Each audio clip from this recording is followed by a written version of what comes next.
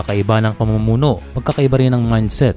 And for the new Gilas Program Director na si Al Francis Chua, kanyang nilabas ang isa sa kanyang unang concern at ito ay related sa continuity at makakatulong sa programa ng Gilas Pilipinas. Ito ay ang humanap at mag-scout ng matatangkad na batang players.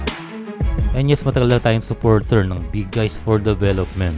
Hindi naman natin minamaliit ang maliliit dahil given na marami tayong sources ng mga guards and dagdag pa rito ay marami ng nakabilang players sa position na yan. Nandiyan sila Heading Abando and syempre parte pa rin sila Ronjay Abariendo sa SJ Bilanggel. Kaya on point dito si Sir Al Chua dahil mas mahirap hanapin ang mga big guys kaysa sa mga 1 and 2 positions. So ang move ay humanap ng mga tall players locally and internationally. And kung may makuha man sa international ay balak ni Sir Al na dito pag-aaralin. Well, pag sinabi nating tall ay at least nasa 6'7" pataas. So sasakupin yan from forward to center. Again, ito ay magsisimula sa youth team. They will find eligible guys na magde-develop under Coach LA. Although noon ay meron na nag-train sa ating youth team na 6'10" at 6'9" na sina Owen Kalanasan and Anwil Yap. So maaari silang maimbitahan muli and sa ngayon na bago na ang coach ay magkakaroon sila ng bagong pag-asa na mapasama sana sa lineup. Well, kung pag-uusapan ng men's team future ay mayroon ng plano na nakalatag na ating babanggitin mamaya. Noon ay meron tayong under 18 na malalaki.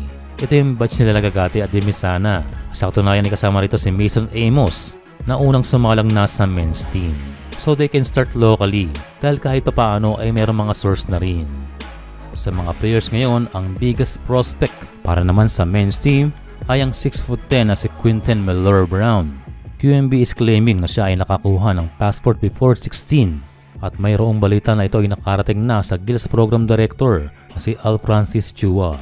Gusto nila itong makita at ma-submit sa FIBA. And ang maganda kung sakaling siya ay ma-declare na eligible, maaaring solve ang problema sa pagkakaroon ng next big man. Bukod sa bata-bata pa si QMB, ay he has the length at size na similar kay Aguilar. Sa ngayon ay marami pang room for improvement itong si QMB para sa national team. Bukod sa matutunan ng system, ang individual skills niya ay maaaring lumakas pa. At excited na nitong si QMB na ma-mentor ng mga veterano like Junmar Fajardo.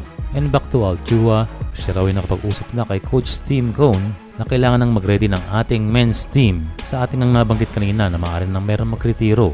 Ang kanyang move na ito ay isang anticipation para sa future. Yes, maganda ang programa ni Coach Tim. Pero siyempre, kailangan ito na may kasamang long-term plan.